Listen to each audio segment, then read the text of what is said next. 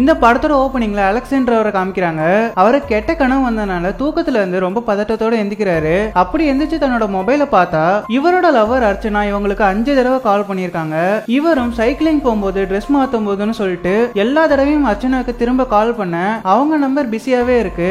இதுக்கப்புறமா கார்ல போயிட்டு இருக்கும்போது அர்ச்சனா கால் பண்ண அந்த காலை அர்ச்சனா எடுக்கிறாங்க. அவங்களும் அலெக்ஸ் கிட்ட நான் ரொம்ப பிஸியா இருந்தேன், எனக்கு வேலை அதிகமா இருந்துச்சுன்னு சொல்லிக்கிட்டு இருக்க. அலெக்ஸும் இது வழக்கமா நடக்கிறது தானு சொல்லிக்கிட்டு இருக்காரு. அதுக்கப்புறமா தனக்கு வந்த கெட்ட கனவை பத்தி அர்ச்சனா கிட்ட சொல்ல அர்ச்சனாவும் என்ன கனவுன்னு கேட்டுட்டு இருக்காங்க. அதுக்கப்புறமா நம்ம எங்கேயாச்சும் வெளியே போலாமான்னு சொல்லிக்கிட்டு இருக்காங்க. அதை கேட்ட அலெக்ஸும் எங்க போலான்னு கேட்டுட்டு இருக்கும் போதே அர்ச்சனாவுக்கு ஒரு கால் வருது. அப்ப அர்ச்சனாவும் நான் கொஞ்சம் பிஸியா இருக்கேன், எனக்கு ஒரு முக்கியமான கால் வருதுன்னு சொல்லிட்டு அலெக்ஸோட காலை கட் பண்றாங்க. இதுக்கப்புறமா அலெக்ஸும் ஒரு புக்கு கடைக்கு போறாங்க. அங்க போயிட்டு இருளுன்ற ஒரு புக்கை பார்த்துட்டு இருக்க அந்த கடையில வேலை பார்க்குற ஒருத்தர் இந்த புக்கு நிறைய சேல் ஆயிட்டு இருக்கு சார்னு சொல்லிட்டு அலெக்ஸ் கிட்ட ஆட்டோகிராஃப் கேட்கிறாரு. அதை கேட்ட அலெக்ஸும் பெண்ணை எடுத்து அவருக்கு ஆட்டோகிராஃப் போட்டு கொடுத்துக்கிட்டு புக்கெல்லாம் நல்லா சேல் ஆகுதுன்னு தான் சொல்றீங்க, ஆனா எல்லா புக்குமே செல்ஃப்ல இருக்க மாதிரியே இருக்குன்னு கேட்டுட்டு இருக்காரு. அதுக்கப்புறமா அந்த கடையில வேலை பார்க்குறவரு ஆட்டோகிராஃப் வாங்கிட்டு உங்களுக்கு என்ன உதவி வேணாலும் என்கிட்ட கேளுங்க, நான் இந்த கடையில தான் வேலை பார்க்கறேன்னு சொல்லிக்கிட்டு இருக்காரு. அதுக்கப்புறமா அலெக்ஸும் அந்த இருள் புக்ல ஒரு காப்பிய பில்லு போட சொல்றாரு. இதுக்கப்புறமா அந்த புக் ஷாப்புக்கு அலெக்ஸை பாக்குறதுக்கு அர்ச்சனா வராங்க. அப்ப அலெக்ஸ் அர்ச்சனாவை பார்த்து நீ என்னோட புக்கை படிக்கவே மாட்டல, அதனாலதான் உனக்கு ஒரு புக்கை வாங்கிட்டு இருக்கேன்னு சொல்லிக்கிட்டு இருக்காரு. அதை கேட்ட அர்ச்சனாவும் என்கிட்டயே ஒரு புக் இருக்குப்பா, எனக்கு டைம் கிடைக்கும் போது நான் கண்டிப்பா படிக்கிறேன்னு சொல்லிக்கிட்டு இருக்காங்க.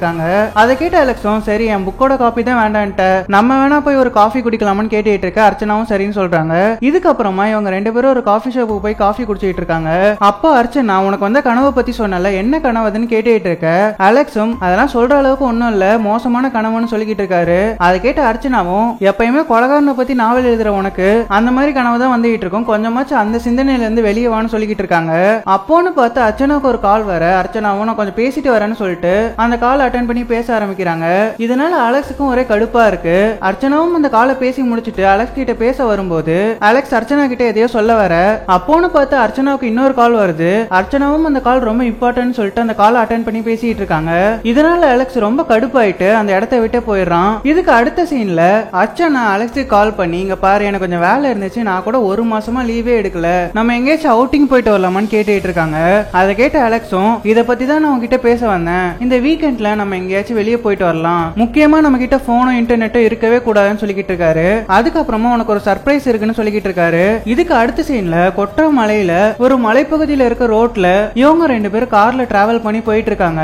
அப்ப இவங்க 2 பேரும் சந்தோஷமா பேசிட்டு இருக்காங்க. அப்போ திடீர்னு இவங்க போயிட்டு இருந்த கார் திடீர்னு ரிப்பேர் ஆகி நிக்குது.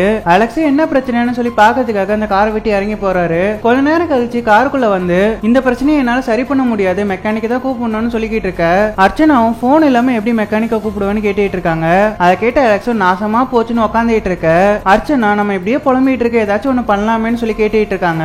அதை கேட்ட அலெக்ஸும் ரொமான்டிக்கா அர்ச்சனா பக்கத்துல வர அப்ப திடீர்னு ஒரு காரு பயங்கரமா ஹாரன் அடிச்சுட்டு இவங்களை கிராஸ் பண்ணி போகுது. அதுல இவங்க 2 பேரும் பதறி போறாங்க. இப்படியே இவங்க 2 பேரும் அந்த காருக்குள்ள உட்காந்துட்டு இருக்கும் போது தூரத்துல ஒரு வீட்டுல லைட் வெளிச்சத்தை பாக்குறாங்க. அதை பார்த்து இவங்க 2 பேரும் அந்த வீட்டுக்கு போய் உதவி கேட்கலாம்னு நினைக்கிறாங்க. அதுக்கப்புறமா இவங்க 2 பேரும் பொடி நடையா நடந்து அந்த வீட்டுக்கு போய் பார்த்தா அந்த வீட்டு வாசல்ல தான் லைட் எரியுது, ஆனா அந்த வீடு பூட்டி கிடக்குது. அலெக்ஸும் அந்த வீட்டுக்குள்ள யாராவது இருப்பாங்களான்னு சொல்லிட்டு அந்த வீட்டோட ஜன்னலை எட்டி பாக்குறது, அந்த வீட்டை சுத்தி பார்க்கன்னு இல்லாத சேட்டையெல்லாம் பண்ணிட்டு இருக்காரு. அதை பார்த்து அர்ச்சனாவும் டே கொஞ்ச நேரம் அமைதியா இருறான்னு சொல்லிக்கிட்டு இருக்க. கொஞ்சம் ஏறி இந்த வீட்டோட சாவி இங்க எங்கேயாச்சும் தான் இருக்கும்னு சொல்லிட்டு அந்த வீட்டு கதவுக்கு மேல இந்த ஸ்லாப்ல எல்லாம் எகிரி கையை விட்டு பாக்குறாரு. ஆனா அங்க எதுவுமே இல்ல. அதுக்கப்புறமா அங்க இருந்த டோர் ஓட்ட வழியா எட்டி பார்த்துட்டு இருக்காரு. அப்ப திடீர்னு அந்த கதை ஓபன் ஆக இவங்க 2 பேரும் பதறி போறாங்க. அந்த வீட்டுக்குள்ள இருந்து ஒருத்தன் வந்து இவங்களே பார்த்துட்டு இருக்கான். அப்ப அலெக்ஸும் நீ யாருன்னு கேட்டுட்டு இருக்க. அதுக்கு அந்த ஆளு இது என் வீடு, என் வீட்டுக்கு வந்த உங்களை தான் நான் இந்த மாதிரி கேட்கணும்னு சொல்லிக்கிட்டு இருக்க.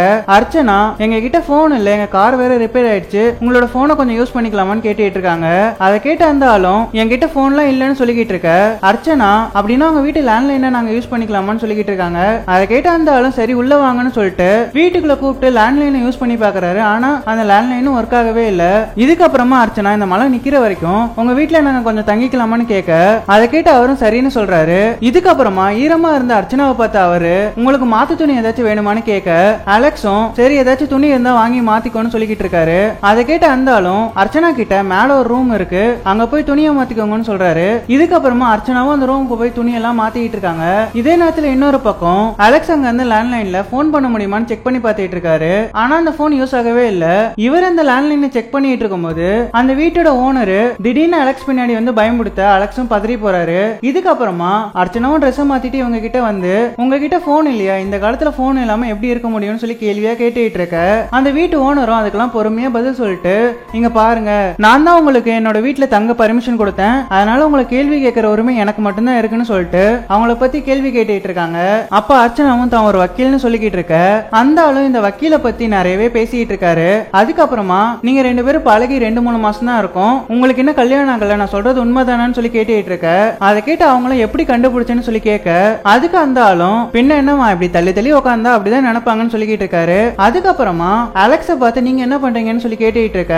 அலெக்ஸோ நான் ஒரு நாவல் ரைட்டர்னு சொல்ல, நீங்க எந்த மாதிரியான நாவல் எழுதிருக்கீங்கன்னு சொல்லி அந்த ஆளும் கேட்க, அலெக்ஸோ நான் இருள்ன்ற நாவல் எழுதியிருக்கேன், அதை கூட நான் இப்போ ரீசெண்டா தான் எழுதினேன், அது உங்களுக்கு தெரிஞ்சிருக்க வாய்ப்பு இல்லைன்னு சொல்லிக்கிட்டு இருக்காரு. அதை கேட்ட அந்த ஆளும் இருள் அந்த புக்கை பத்தி எனக்கு நல்லா தெரியும்னு சொல்லிட்டு அந்த வீட்டுல இருந்து செல்ஃப்ல இருந்து அந்த புக்கை எடுத்துட்டு வராரு. அதுக்கப்புறமா அர்ச்சனாவை பார்த்து, இந்த புக்கை படிக்க உங்களுக்கு தைரியம் இருக்கா, ஆனா இப்போ இந்த புக்கை படிக்கிற பாக்கியம் நம்ம எல்லாருக்குமே கிடைச்சிருக்குன்னு சொல்லிட்டு அந்த புக்கை பத்தி பேசிட்டு இருக்காரு.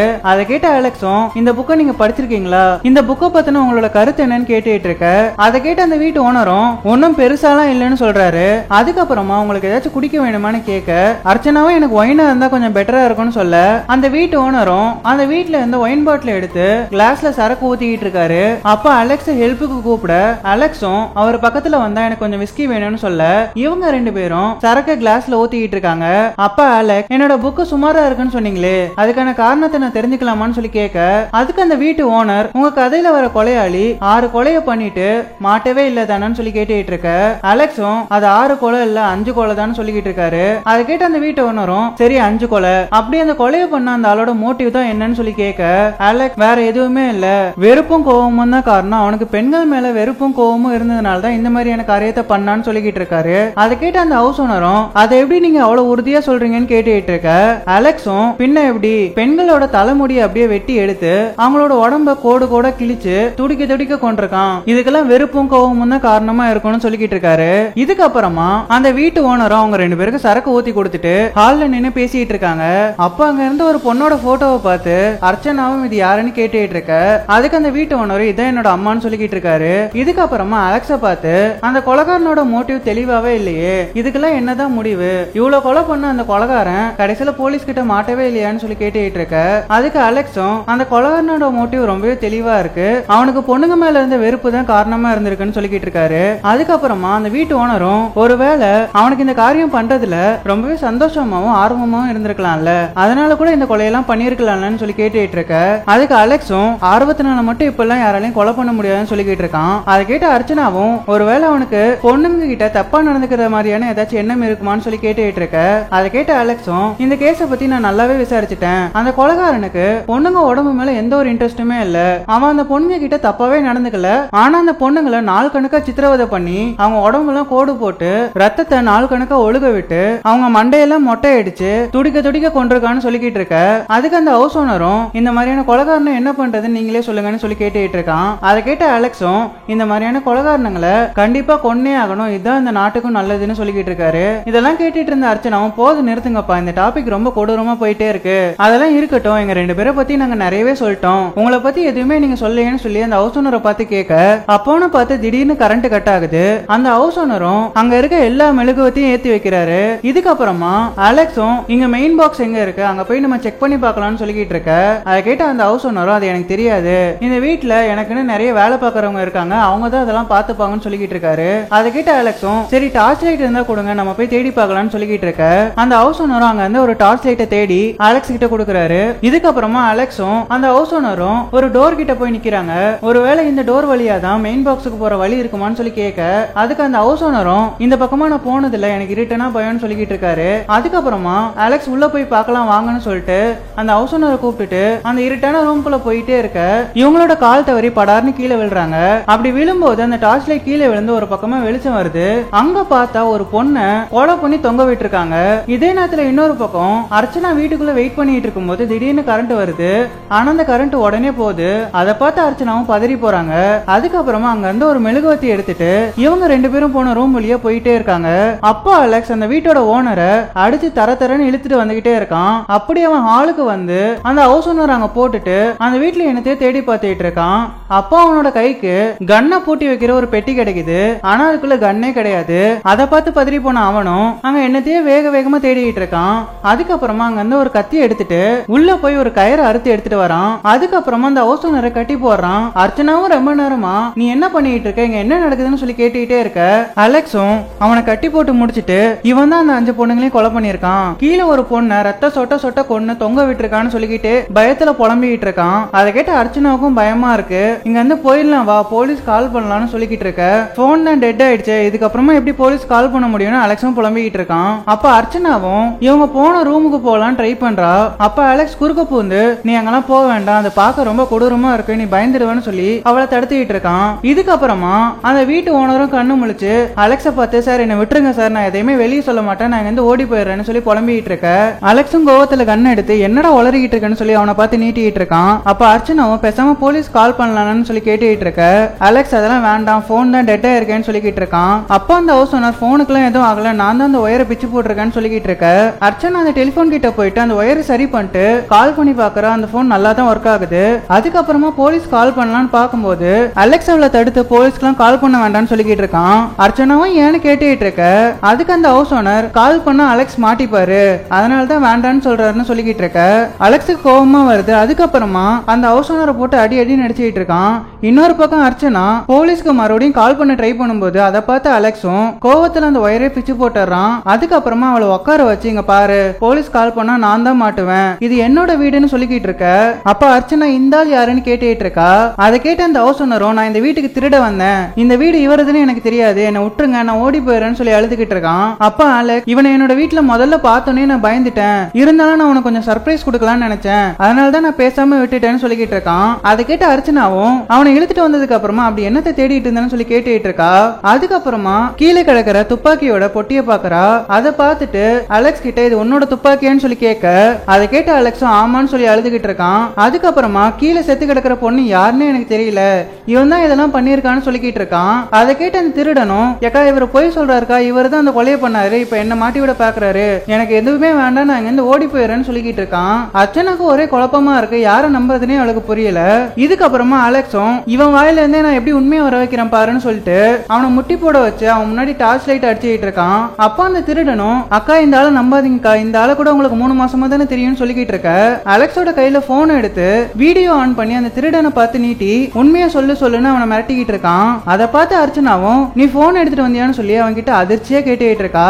அதை கேட்ட அலெக்ஸும் இதை பத்தி நம்ம அப்புறமா பேசலாம்னு சொல்லிட்டு அந்த திருடனை மிரட்டிக்கிட்டே உண்மையா சொல்லுன்னு கேட்டுக்கிட்டு இருக்கான். அந்த திருடனும் எனக்கு ஒண்ணுமே தெரியாதுன்னு அழுதுகிட்டு இருக்க. அர்ச்சனாவும் இங்க என்ன தானே நடக்குதுன்னு புலம்பிக்கிட்டு இருக்கா. இப்படியே மாத்தி மாத்தி ஒருத்தர் கத்திக்கிட்டு இருக்காங்க. அதுக்கப்புறமா அந்த திருடன் இந்த அலெக்ஸ நம்பாதீங்க, உங்களையும் கொண்டு போட்டுருவான்னு சொல்லிக்கிட்டு இருக்க. அலெக்ஸுக்கு கோபமா வருது. அவங்க கிட்ட கண்ணை நீட்டி ஆமாண்டா நான் கொல்லதான் போறேன், முதல்ல உன்னை கொண்டு போட்டுறேன்னு சொல்லிக்கிட்டு இருக்கான். இந்த கேப்ல அர்ச்சனாவும் அவனோட போனை புடுங்கிட்டு மாடியில இருக்க ஒரு ரூம்ல போய் ஒளிஞ்சுக்கிறா. அந்த ரூமுக்கு கரெக்டா அலெக்ஸும் வந்துடுறான். அவன் அந்த ரூமுக்குள்ள வந்துட்டு போற வரைக்கும் ஒரு கட்டில் கடியில ஒளிஞ்சுக்கிட்டு இருக்கா. அதுக்கப்புறமா அந்த போன்ல 100 கால் பண்ணலாம் ட்ரை பண்றா, ஆனா சிக்னலே கிடைக்கல. அதுக்கப்புறமா அவன் போனான்னு தெரிஞ்சதுக்கு அப்புறமா அந்த கட்டில் கடியில இருந்து வெளியே வந்து போலீஸ் கால் பண்ண ட்ரை பண்ணிக்கிட்டே இருக்கா, ஆனா சிக்னலே கிடைக்கல.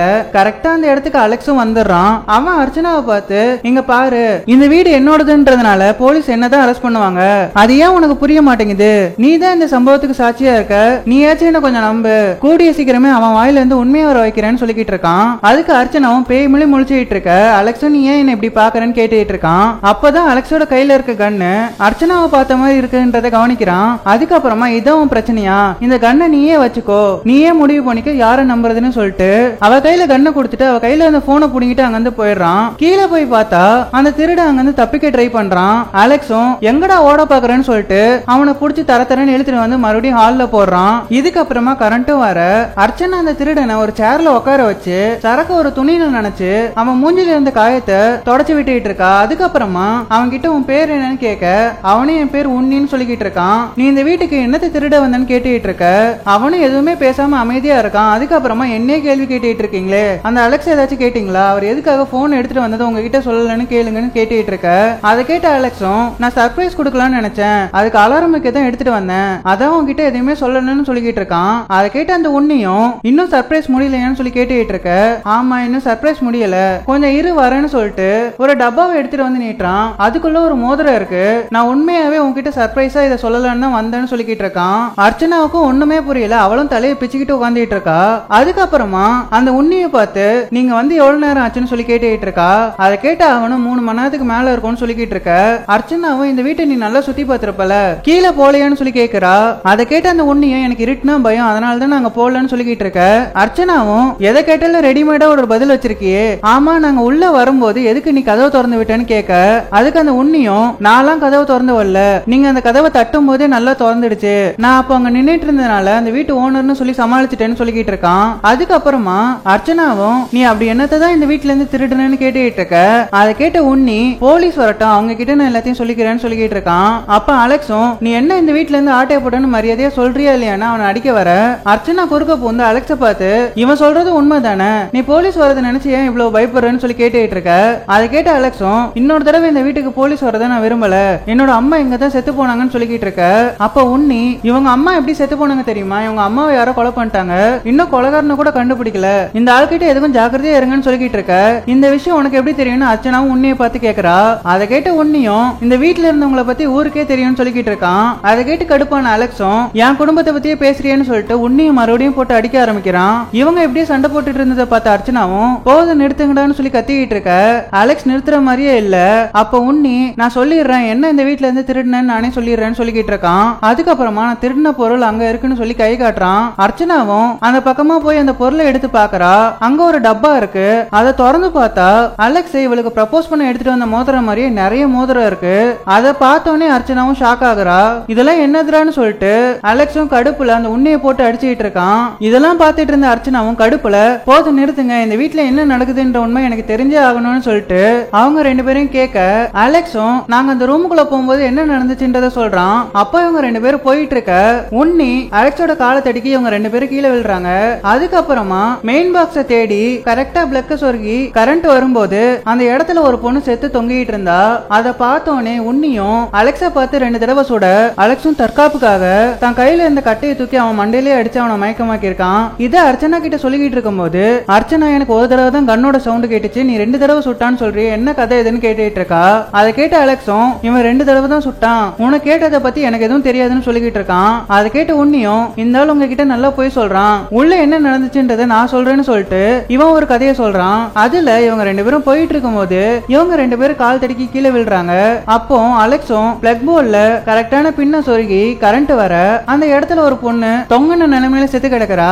இதுக்கப்புறமா அலெக்ஸும் தன் கையில இருந்த கட்டையை எடுத்து உன்னியை அடிச்சு போட அவனும் அங்கேயே மயக்கமாயிடுறான். இத பத்தி அர்ச்சனா கிட்ட சொல்லிக்கிட்டு நான் அதுக்கப்புறமா மயங்கி விழுந்துட்டேன், இந்த ஆள் அதுக்கப்புறமா என்ன பண்ணான்னு எனக்கு சுத்தமா தெரியாது, இந்த ஆளை நம்பாதீங்கன்னு சொல்லிக்கிட்டு இருக்கான். அதுக்கப்புறமா அந்த பொண்ணு இன்னும் உயிரோட இருந்தா என்ன பண்ணுவீங்கன்னு சொல்லி கேட்க அலெக்ஸும் வேகமா அந்த பொண்ணு செத்து கிடக்கிற ரூம் நோக்கி ஓடிக்கிட்டு இருக்கான். அப்ப உன்னி எக்கா அந்த ஆளை தனியா விட்டாதீங்க, அந்த பொண்ணை கொன்றுவான்னு சொல்லிட்டு இவங்க 2 பேரும் அவன் பின்னாடியே ஓடிக்கிட்டு இருக்காங்க. அங்க போய் பார்த்தா தொங்கிட்டு இருந்த பொண்ணு கீழே அவுத்து விட்டு அலெக்ஸும் உட்காந்துட்டு இருக்கான். அவங்க 2 பேரும் வந்ததுக்கு அப்புறமா இந்த பொண்ணு இவ்வளவு நேரம் உயிரோட தான் இருந்தா, இப்பதான் செத்து போயிருக்கான்னு சொல்லிக்கிட்டு இருக்க. அந்த உன்னியும் செத்துட்டாளா, நீ தானே இந்த பொண்ணை கொலை பண்ண, நீ தானே எங்க 2 பேரும் இந்த ரூமுக்கு வர விடாம தடுத்துட்டே இருந்தேன்னு சொல்லிக்கிட்டு இருக்க. அந்த அலெக்ஸும் அர்ச்சனா கிட்ட வந்துகிட்டு இருக்கான். அதை பார்த்த உன்னியும் அவனை தடுத்து நிறுத்தி அக்கா எதுவும் பண்ணிடாதீங்க, என்ன வேணா ஏதாவது பண்ணிக்கோங்கன்னு சொல்லி அவன் முன்னாடி நின்னுட்டு இருக்க. அலெக்ஸுக்கும் கோபமா வருது. அவனும் அலெக்ஸை தள்ளி விட்டுட்டு அர்ச்சனா கிட்ட நான் எதுவுமே பண்ணல என்ன நம்புன்னு சொல்லிக்கிட்டு இருக்க. உன்னி அக்கா எதுவும் பண்ணிடாதீங்க, என்ன வேணா கொண்டுக்கோங்கன்னு சொல்லிக்கிட்டு இருக்கான். இதை கேட்டு கடுப்பான அலெக்ஸும் உன்னியை போட்டு பயங்கரமா அடிச்சுட்டு இருக்கான். இதை பார்த்துட்டு இருந்த அர்ச்சனாவும் அலெக்ஸை தடுக்க பார்க்க அலெக்ஸ் கோவத்துல அர்ச்சனாவை அடிச்சு தள்ளி விட்டுட்டு அந்த உன்னியை சாவடி அடிச்சுக்கிட்டு இருக்கான். இதை பார்த்து அர்ச்சனாவும் பயத்துல வேகமா வெளியே போறா. அப்படி ஒரு ரூமுக்கு போறா. அங்க போனா அலெக்ஸ் அந்த ரூம்ல வச்சுதான் அர்ச்சனா கிட்ட கண்ணை கொடுத்திருப்பான். அந்த கண்ணை அங்க இருந்து எடுத்துட்டு நேரா இவங்க இருக்க ரூமுக்கு வரா. அங்க வந்து அலெக்ஸ பார்த்து கண்ணை நீட்டிட்டு இருக்க. அலெக்ஸும் உன்னியை அடிக்கிறத நிறுத்திட்டு அர்ச்சனா கிட்ட வந்து அந்த கண்ணை புடுங்கிட்டு நான் மட்டும் இந்த கொலைகாரனா இருந்திருந்தா இவ்வளவு நேரம் உங்களை பேச விட்டுருக்க மாட்டேன், எப்பயோ உங்க 2 பேரும் கொண்டு போட்டிருப்பேன்னு சொல்லிக்கிட்டு இருக்க. உன்னி சும்மா இல்லாம இவன் என்ன எதுவுமே பண்ண மாட்டான், அவன் பொண்ணுங்களை மட்டும்தான் கொல்லுவான், உங்களுக்கு தான் ஆபத்துன்னு சொல்லிக்கிட்டு இருக்கான். அதை கேட்ட அலெக்ஸும் யாரா சொன்னா நான் பொண்ணுங்களை மட்டும்தான் கொல்லுவேன்னு, உன்னையே சேர்த்து கொல்றேன் பாக்குறியான்னு சொல்லிட்டு அவன் தலையில கண்ணை நீட்டிட்டு இருக்க. அர்ச்சனாவும் அதை பார்த்து பயந்துட்டு இருக்கா. இதுக்கப்புறமா அலெக்ஸ் உன்னியையும் அர்ச்சனாவையும் கன் பாயிண்ட்ல வச்சுட்டு அந்த வீட்டை விட்டு வெளியே கூப்பிட்டு போறான். அப்படியே அந்த வீட்டுக்கு பின்னாடி போயிட்டு ஒரு குழியை தோண்டிட்டு இருக்கான். உன்னியும் கயிறுல கட்டி உக்காந்துட்டு இருக்க. அர்ச்சனாவுக்கு என்ன பண்றதுன்னு தெரியல. பயத்துல அங்க இருந்த கண்ணை எடுத்துட்டு வேகமா வீட்டுக்குள்ள ஓடி வரா. இதுக்கப்புறமா அலெக்ஸா அவன் பின்னாடியே வந்து பார்த்தா அர்ச்சனா ஒரு மூலையில உட்காந்துக்கிட்டு கண்ணை அவனை பார்த்து நீட்டிக்கிட்டு என் பக்கத்துல வராது, எனக்கு ரொம்ப பயமா இருக்குன்னு சொல்லிக்கிட்டு இருக்கா. அதுக்கு அவன் அவளோட பக்கத்துல வந்து அவளோட கையை பிடிச்சிட்டு இங்க பாரு, நீ நினைக்கிற மாதிரிலாம் நான் கிடையாதுன்னு எவ்வளவு சொல்லி பார்த்துட்டு இருக்கான். ஆனா அர்ச்சனாவுக்கு ரொம்ப பயமா இருந்ததுனால அந்த துப்பாக்கியோட ட்ரிகர் அழுத்திடுறா. இதனால அலெக்ஸோட வயித்துல குண்டுபட அலெக்ஸும் தரையில விழுகிறான். அப்ப அர்ச்சனாவும் கண்ணை நீட்டிக்கிட்டு அழுதுகிட்டு இருக்க. அலெக்ஸ் இங்க வந்து போயிடுன்னு சொல்லிக்கிட்டு இருக்கான். அப்ப உன்னி அர்ச்சனா பின்னாடி மெதுவா வந்து அவ கையில இருக்க கண்ணை பிடிக்கிறான். அதுக்கப்புறமா அவங்க ரெண்டு பேரையும் பார்த்து நீங்க இவ்வளவு நேரம் கேட்டுட்டு இருந்ததுக்கான பதில் நான் தான் சொல்லிக்கிட்டு இருக்கான். அதை கேட்ட அர்ச்சனாவும் பயங்கரமா அழுதுகிட்டு இருக்கா. இதுக்கப்புறமா அந்த வீட்டுக்கு வெளியே காமிக்கிறாங்க. அந்த வீட்டுக்குள்ள ஒரு துப்பாக்கி சத்தம் கேக்குது. இதுக்கப்புறமா நியூஸ்ல அந்த வீட்டுக்குள்ள அலெக்ஸும் அர்ச்சனாவும் செத்து போனதை பத்தி சொல்லிக்கிட்டு இருக்காங்க. மூணாவதா ஒரு பொண்ணும் இறந்து போயிருக்கதா சொல்றாங்க. இந்த விஷயத்துக்கும் அலெக்ஸுக்கும் எந்த ஒரு சம்பந்தமும் இல்லைன்னு போலீஸ்காரங்க கண்டுபிடிக்கிறாங்க. அந்த வீட்டுக்குள்ள நாலாவதா ஒரு ஆள் இருந்திருக்கணும், அது யாருன்னு தெரியலன்னு நியூஸ்ல சொல்லிக்கிட்டு இருக்காங்க. இதோட இந்த படம் முடியுது. உங்களுக்கு இந்த படம் பிடிச்சிருக்கும்னு நினைக்கிறேன். பிடிச்சிருந்தா மறக்காம லைக் பண்ணிடுங்க. நம்ம சேனலை சப்ஸ்கிரைப் பண்ணனா சப்ஸ்கிரைப் பண்ணி பக்கத்துல இருக்க பெல் ஐகானை கிளிக் பண்ணி ஆல்ன்ற பட்டனை செக் பண்ணி வச்சுக்கோங்க. அப்போதான் நான் போடுற ஒவ்வொரு வீடியோஸும் உங்களுக்கு உடனே நோட்டிபிகேஷனா வந்து சேரும். நான் உங்களை ஒரு நல்ல வீடியோல எடுத்து சந்திக்கிறேன். அது வரைக்கும் ஆஃப் ஆன் गाइस.